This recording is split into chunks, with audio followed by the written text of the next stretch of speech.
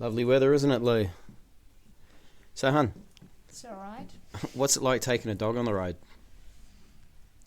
Oh, I loved having Julie on the road with us, and we couldn't take her with us the last two rides, and it was heartbreaking. But it does take a lot more consideration.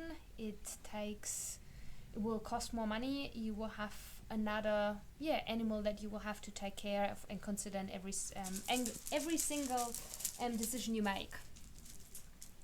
She's been a great companion, and when I was traveling alone, I wouldn't have wanted to travel without her because I just had that extra, bit of safeness, cuddle in bed, always being there, emotional support.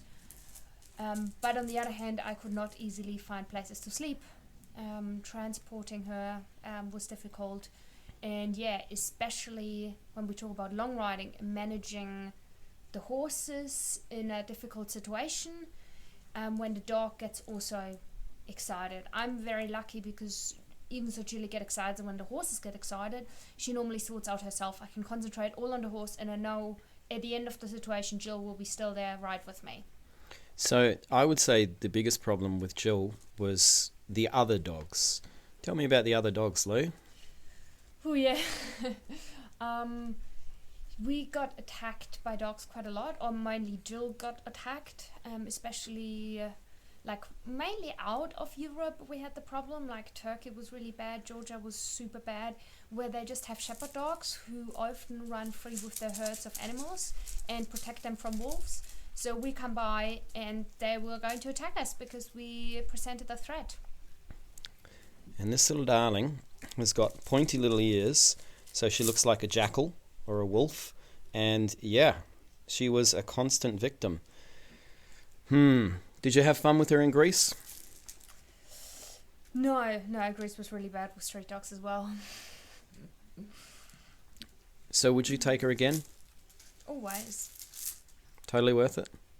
Yes. That's a good answer. I agree. Dino, darling. Dog Dad loves you, doesn't he? Yes?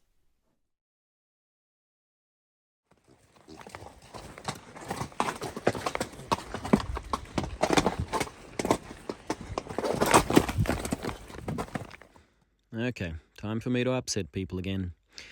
There are so many hazards on the road, whether it's the rocks you're riding over that can break the horse's leg, to a bunch of goats on a due-to-great steep hill that are spooking your horse.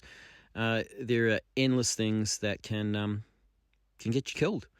Your horse weighs 500 kilos. They're idiots. They have the brain of a 2-year-old.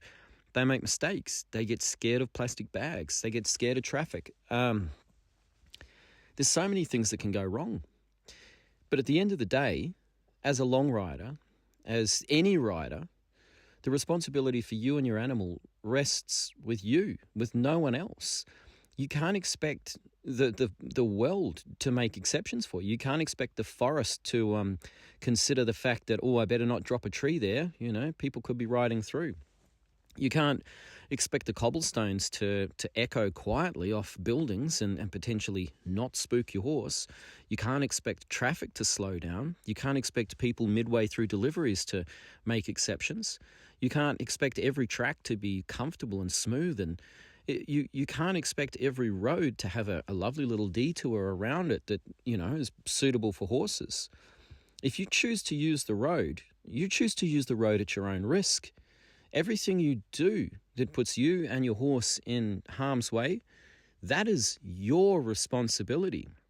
If you own a horse and you have neighbours that like to shoot fireworks off, I'm sorry, but it is your responsibility to get your horse accustomed to fireworks or make accommodations so that he doesn't run through a fence and kill someone else. Because if he runs into traffic, causes an accident and kills 2 people coming home from a New Year's Eve party, that's on you.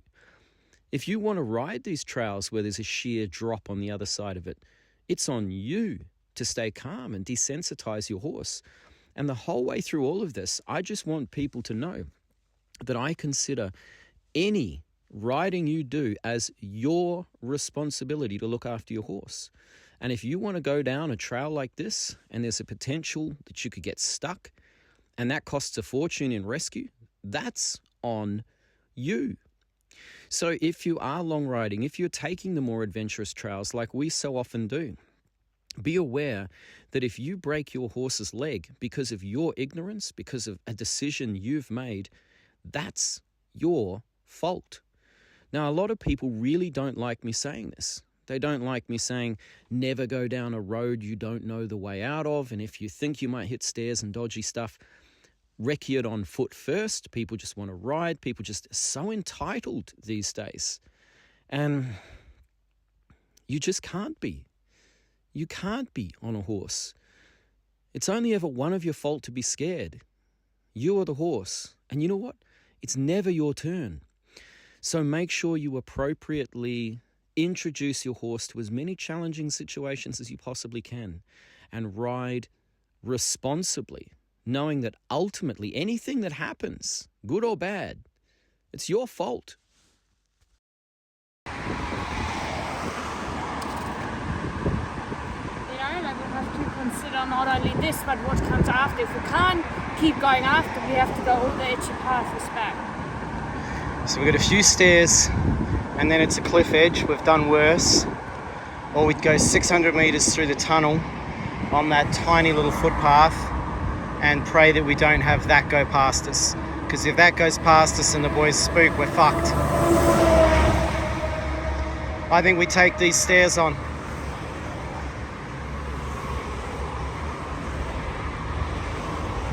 We just can't do those tunnels, Lou. It's a road on the other side. I can see the road. I got back on the gravel road. I can see it going all the way down the hill into Switzerland. But we need to get it to go to... Yeah, we can get there.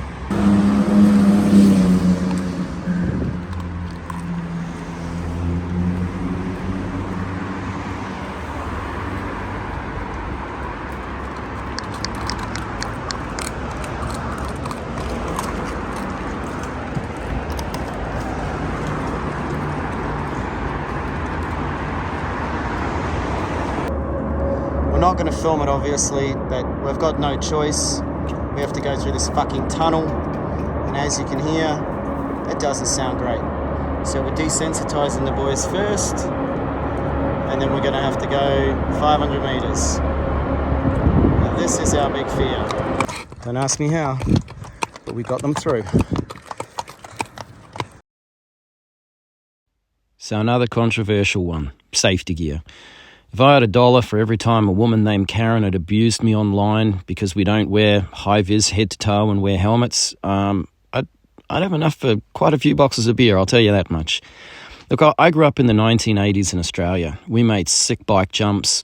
We stayed out till the streetlights came on. We drank from the garden hose, and we used to just cook damper and stuff on fires that we lit ourselves in the bush. That was just flour and water, and you'd wrap it around a stick. And yeah, I just think the more you try and sanitize life and keep everything safe, the more of the flavor you really miss. So safety gear for me is, yeah. So I can't help but notice there's no ambulance here. There's no medics here. There's probably 200 stallions, all monstrous sports horses. Safety precautions include 3 guys wearing Russian tank helmets. That's it. Osh would just shut this down in a heartbeat. I've never seen anything like this. This is the coolest thing I think I've ever seen. I don't want to leave. I don't want to leave. If I see a beer tent, that's it. I'm done. I'm moving to Uzbekistan.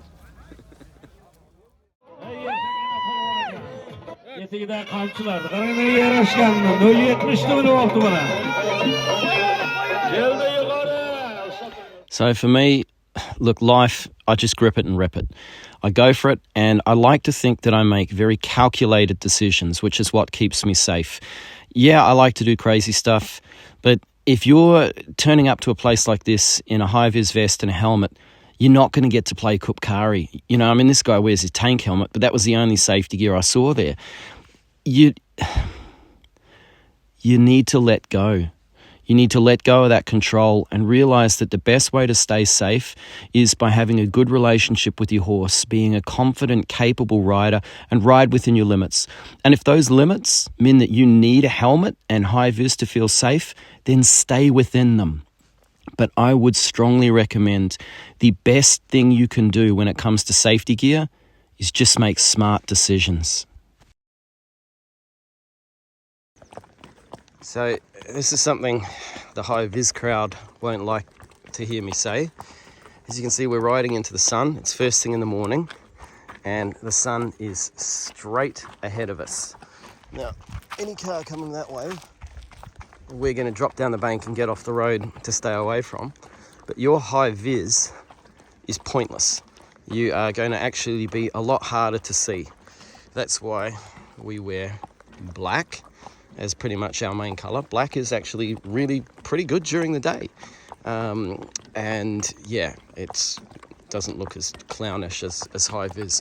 But yeah, so this is something to consider. Okay, so car coming up behind us, and all we've done is basically just make sure that we were completely off the road, out of the live lane. I think we've got another car coming. Luke, just stop. So there's nothing wrong with giving the boys a little bit of grass. It's not a busy road. We're choosing our time. Okay, so we've got a truck, and as you can see, he's driving straight into the sun, and that's a really, really good way to get yourself dead. So rather than continue up the road like we own it, like we are entitled millennials, we get out of the way and act like we are on 500 kilo slabs of meat that are vulnerable to trucks. That's right. Anything you want to add, Lou? No. Yeah. All right, crack on, Lou. Let's go. Oh, cyclist. Okay. All right, so let's look at him in the sun. Okay, now as you can see, he's basically invisible.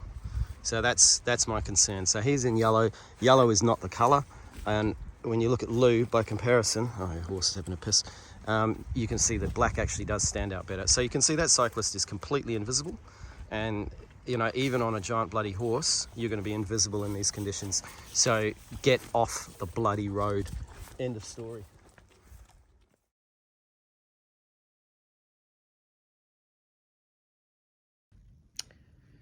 Okay, so yeah, a lot to think about on this one. Obviously, you need to be respectful of others, other road users, other human beings, and you need to ensure that your behaviour doesn't endanger others, yourself, or your horse. And the best way to go about doing that, horses for courses, guys. But at the end of the day, take responsibility for your own actions. Don't expect others to get out of your way. Don't expect others to consider you as anything more than just... There's not even any real words for it. People just don't consider you at all. People are just horrible. There's really no nice way to say it. I treat every single motorist as if they're drunk, smoking a joint, getting roadhead, eating a Big Mac one-handed, and texting. And it's what's kept us alive. I just don't trust people. It's sad, but it's the best way to stay alive.